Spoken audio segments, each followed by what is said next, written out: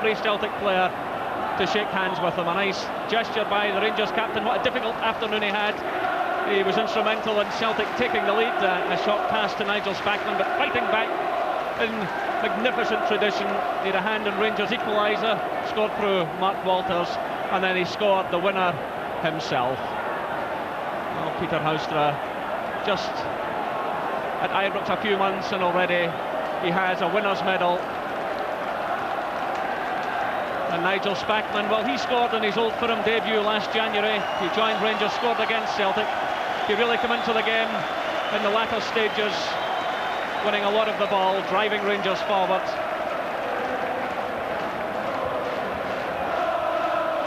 And this is a kind of result, Ian, it takes a lot of pressure off clubs, because in winning this tournament, they're back into Europe a year hence. Oh yes, it'll be the first tournament of the season to be decided, and they're in Europe again next year, despite anything else that might happen. So yes, you can say he's justified the money spent in the club, and it's a nice way to start the season with two other trophies to go for, one in the bag already. They're making a habit of winning this one. But I must say, I thought that Celtic played ever so well today. It was a cracking final. I really enjoyed it, and I thought Celtic played some slick football. In the end, I suppose you could say that the power of Rangers probably in the end told, but I thoroughly enjoyed it. I thought both sides played excellent football. Well, Paul Elliott has been awarded the Man of the Match award, and certainly I don't think many people will argue with that. He had a magnificent match.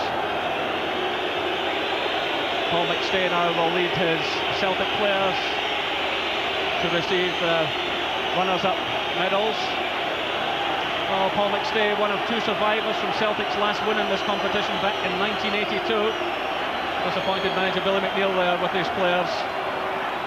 Paul McStay and Pat Bonner played way back in 82 when Celtic won by 2-1. So for many of these players, an afternoon of great disappointment. Paul McStay, a player of great dignity. Little Joe Miller, followed by Pat Bonner, and the Celtic fans staying behind to cheer their men. Dariusz Jakinovski, well, he's suffered Hampden disappointment. Celtic losing here for the second time this year, going down in penalties in the Scottish Cup final to Aberdeen last May.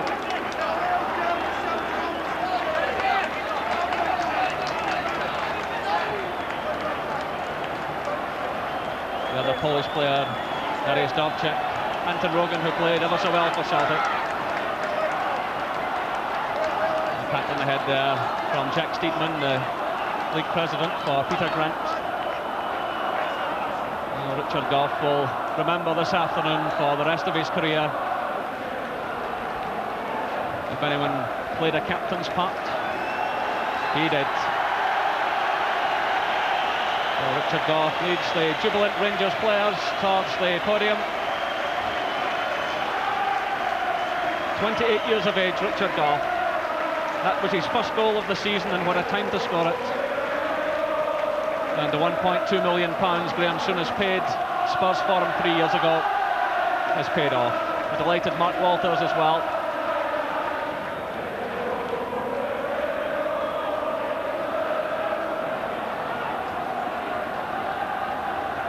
And here comes Richard Gough.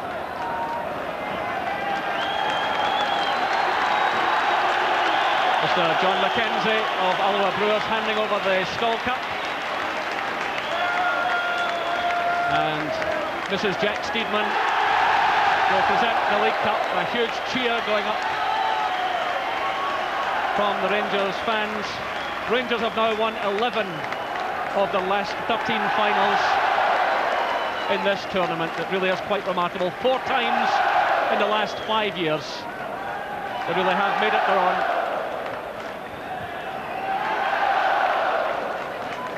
And Terry Butcher, well, he'll be delighted for his teammates. Crushing disappointment for him last month when he was dropped for the semi-final tie against Aberdeen. The delighted Gary Stevens there. Well, Ian, they really have made it their own trophy. Yes, they certainly have. And as I say, Rangers and Celtic today, you were a credit to the game. I thought it was a wonderful cup final. And Rangers, in the end, just about deserving to win it. Ally McCoy's always has a joke, hasn't he? Missed the team looking for a kiss. I don't think I get one. Mark Walters, and as the match referee, Mr. McCluskey, who handled the match well, his first final and a memorable afternoon for him. So let's go to the break now. Back to Hampden Park. Rangers, after extra time, are the Scott Cup winners this afternoon. 2-1 they have beaten their old firm rivals Celtic. Gordon, a just result, do you think? Well, I think it was particularly tough on Celtic, but full credit to both teams for giving us an afternoon of fantastic entertainment, and then well done Rangers for showing tremendous character. 1-0 down, they've had a hard European Cup tie midweek, and they come back to win the game 2-1. And Graham Souness looks pretty delighted there. Yeah, Graham Souness thoroughly enjoying the celebrations there. And, you know, it has to be said that they did it without Mo Johnston. Yeah, obviously that was a big blow losing him before the game. Obviously Mark Hateley come in and done a good job, and there was some outstanding Rangers performances.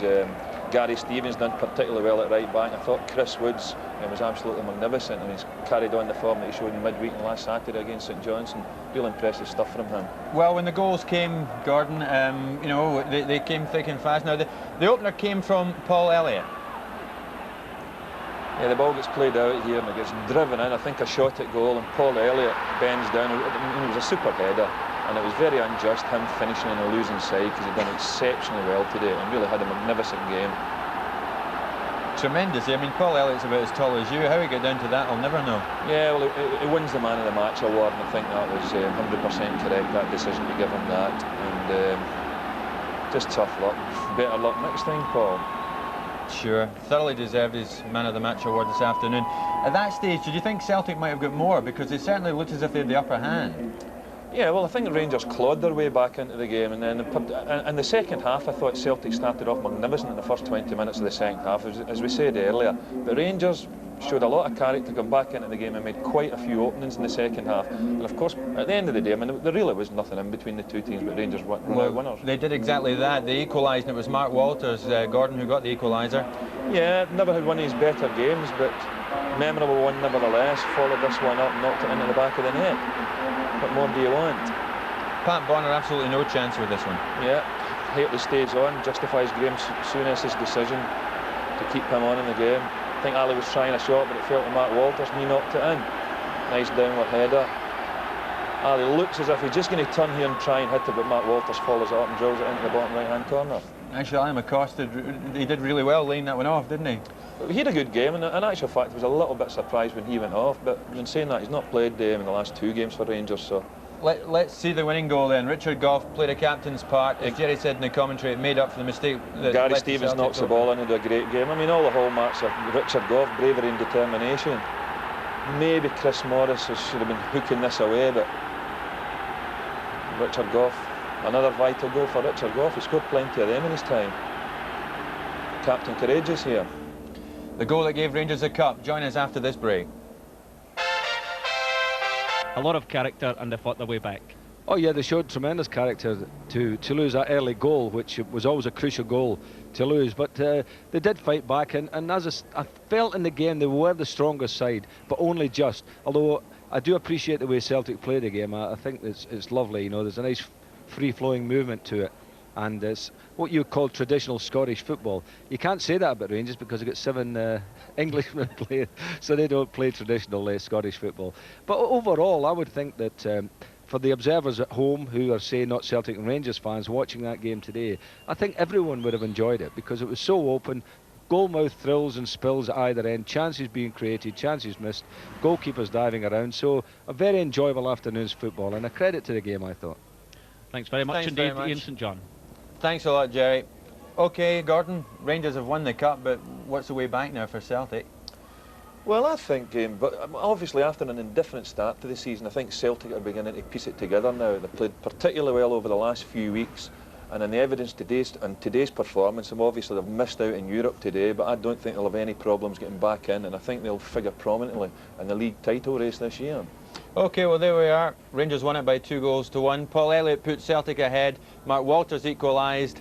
And Richard Gough, the captain today, got the winner. So it's congratulations to Rangers, and thanks for watching this afternoon. From myself and Gordon and all the team both here at Hampden Park and back at Cowcaddens, from us, it's goodbye.